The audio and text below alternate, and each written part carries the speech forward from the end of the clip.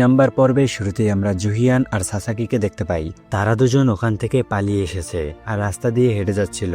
তখন সাসাকি জুহিয়ানকে বলে ওরা আমাকে সারাদিন নজরবন্দি করে রাখতো। একথা শুনে জুহিয়ান সাসাকিকে সান্ত্বনা দিয়ে বলে এখন আর তুমি চিন্তা করো না, এখন থেকে তোমার উপরে কেউ আর সারাদিন নজর রাখবে না, এখন তুমি নিরাপদে আছো। সাসাকিও তখন বুঝতে পারে জুহিয়ান কোনো ক্রিমিনাল না, জুহিয়ান একজন ভালো একজন মানুষ। এসব কথা সাসাকি মনে মনে চিন্তা করছিল।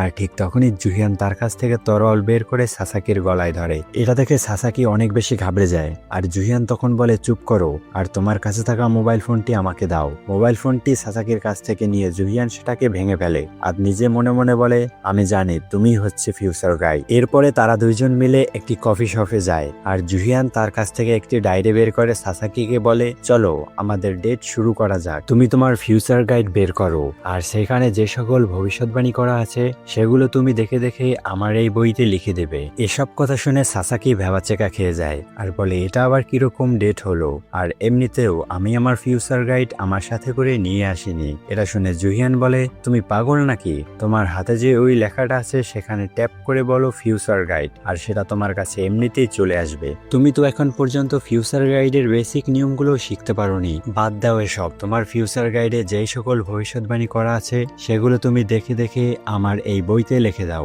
সাসাকি এরপরে দেখে দেখে লেখা শুরু করে, কিন্তু অনেকক্ষণ লেখার পরেও এখনো অনেক লেখা বাকি ছিল। আর আমরা তো আগে থেকেই জানি সাসাকি পড়ালেখায় খুব একটা ভালো থাকে না, তাই জুহিয়ানকে বলে তুমি চাইলে আমার এই ফিউচার গাইড নিজের কাছে রেখে দিতে পারো, কিন্তু আমি আর লিখতে পারছি না, প্লিজ তুমি আমাকে ছেড়ে দাও। কিন্তু জুহিয়ান বলে কোনো দরকার নেই, আমার তোমার ফিউচার গাইড চাই না, তুমি তোমার হাত দিয়েই পুরো গাইডের সব ইনফরমেশন আমার এই ডায়েরিতে তুলে দাও। সাসাকি তখন নিজেকে নিজে ব্লেম করতে থাকে, আমি ওর সাথে কেন যে আসতে গেলাম আর এত লেখালেখির ভিতরে ফেসে গেলাম। এদিকে জুহিয়ান চিন্তা করছিল আমি যদি তোমার ফিউচার গাইড নিতে পারতাম তাহলে কবেই নিয়ে নিতাম, কিন্তু ওটা আমি কন্ট্রোল করতে পারবো না। আর আমি যদি আমার ডমিনেন্স পাওয়ার দিয়ে জোর করে কন্ট্রোল পাওয়ার চেষ্টা করি তাহলে ওটা আমার জন্য অনেক বেশি ক্ষতিকর হবে, কারণ মুরামাসার তরোয়াল ছিল একটি লোয়ার গ্রেডের রেলিক, সেটা হাসিল করতে গিয়ে আমার হাতের চামড়া পুড়ে গিয়েছিল।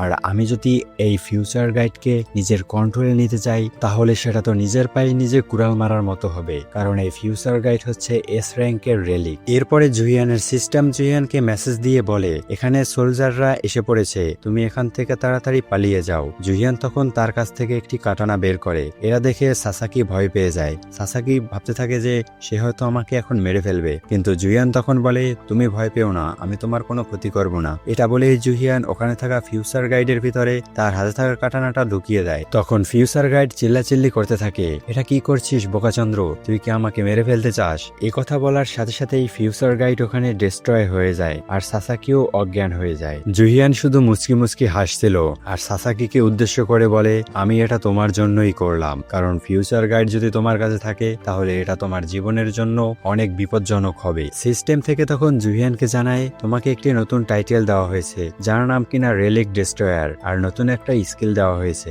যার নাম থাকে কিনা জায়ান্ট হান্টার। অফিসার মরি তার টিম মেম্বারদের সাথে এখানে চলে আসে আর এসে দেখতে পায় যে ফিউচার গাইড ডিস্ট্রয়ার হয়ে গেছে। এটা দেখে অফিসার অনেক বেশি রেগে যায় আর তার সাথে থাকা দুইজন সোলজারকে বলে এই শালার পুত্রা গুলি কর, তাড়াতাড়ি গুলি কর, ওকে একেবারে ঝাঁঝরা করে দেই, ও আমাদের ফিউচার গাইড নষ্ট করেছে, ওকেও আমি ছাড়বো না। জুহিয়ান তখন তার কাছ থেকে সেই রাইস কেকের রেলিকটা তাদের উপরে ছুঁড়ে মারে আর এটার ঘেরানে তারা সবাই একেবারে পাগল হয়ে যায়। ওখানে থাকা সোলজার দুইজন আর মরির ভিতরে লড়াই শুরু হয়ে যায়, কে ওটাকে খাবে। আর জুহিয়ান তখন ওখান থেকে পালিয়ে যায়। জুহিয়ান প্লেনে বসে সেই ডায়েরিটা দেখছিল যেটা কিনা সে সাসাকিকে দিয়ে লিখিয়েছিল।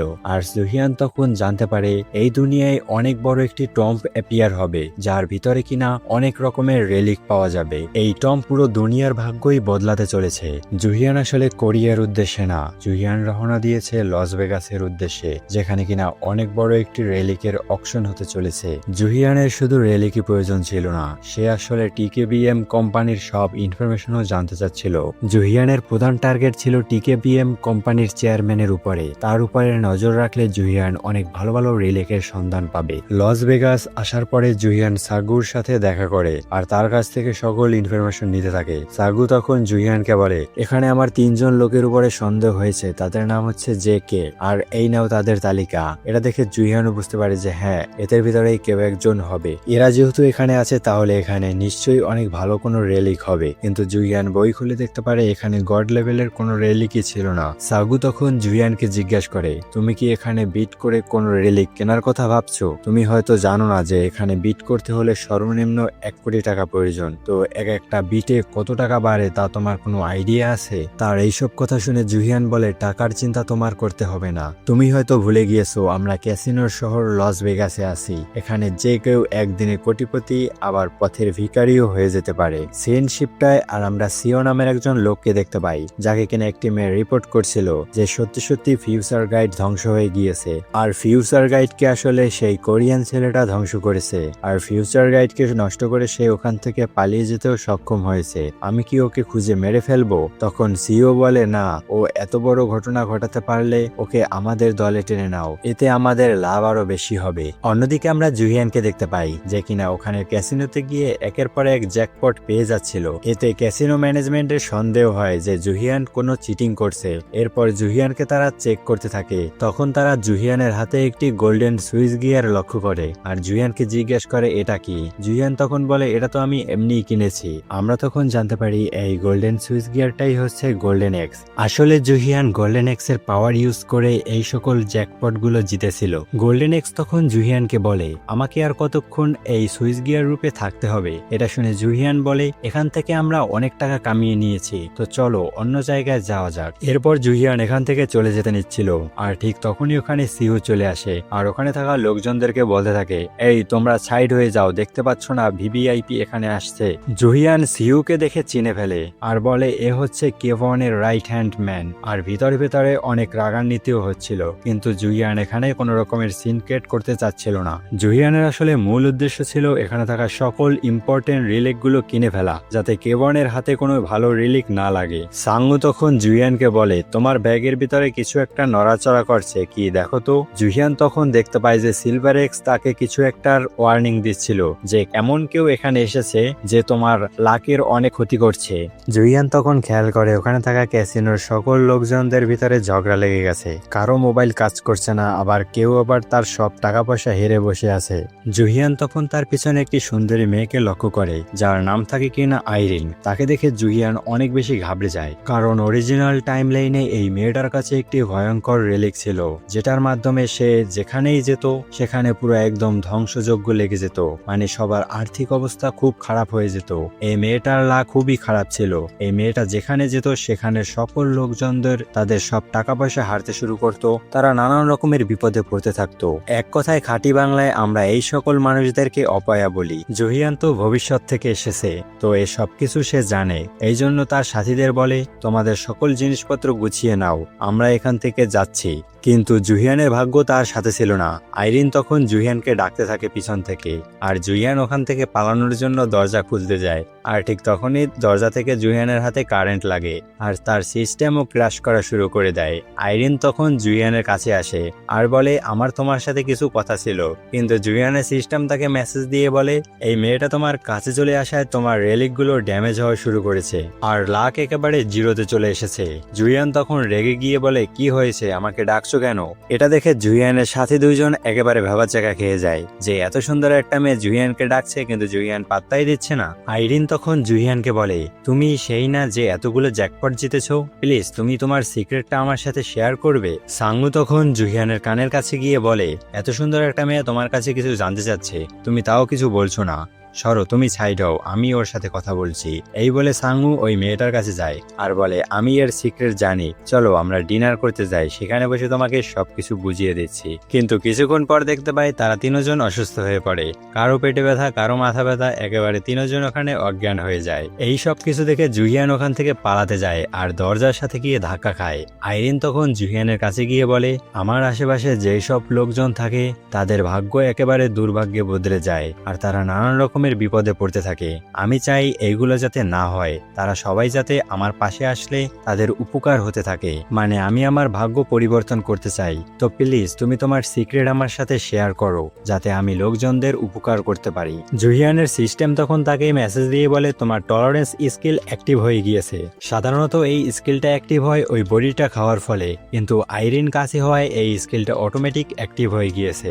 আর তার টলারেন্স স্কিল আইরিন যতক্ষণ থাকবে ততক্ষণ অ্যাক্টিভই থাকবে। এতে জুহিয়ানের উপর থেকে আইরিনের অভিশাপ উঠে যায়। আর এখন যদি আইরিনের সাথে জুহিয়ান থাকে তাহলে জুহিয়ানের কোনো রকমের ক্ষতি হবে না, কারণ তার tolerance skill all time active থাকবে। জুহিয়ানের মাথায় তখন একটা প্ল্যান আসে যে সে আইরিনকে নিয়ে ওই অকশন হাউসে যাবে আর সেখানে গিয়ে ওই অকশনে থাকা সকল ভালো ভালো জিনিসগুলো কিনে নেবে, কারণ তার লাকের তো কোনো ক্ষতি হবে না। কিন্তু অকশন হাউসে থাকা বাকি সবার লাক একেবারে জিরোতে নেমে আসবে। এরপরে সিন শিফটে আমরা অকশনের সিন দেখতে পাই, যেখানে কিনা অর্ধেক লোক আইরিনের এই ভাগ্যের কারণে তো অলরেডি পালিয়ে গিয়েছে। যারাও বা ছিল তাদের নানা রকমের সমস্যা হয়েছে। কেভনেরও একটি ফ্যাক্টরিতে আগুন লেগেছে। এই ভয়েস ওভার করতে গিয়ে আমি কতবার যে হেসে ফেলেছি তা বলার বাইরে। তো ব্যাক টু দ্য টপিক। এখানে কেভনের ফ্যাক্টরিতে আগুন লাগার পরও সে এখান থেকে যাচ্ছিল না। তার মানে এখানে এমন কোন রিলিক ছিল যা কেভনের জন্য খুব ইম্পর্টেন্ট। আইরিন তখন জুহিয়ানকে বলে, তোমাকে অনেক ধন্যবাদ আমাকে তোমার সাথে নিয়ে আসার জন্য।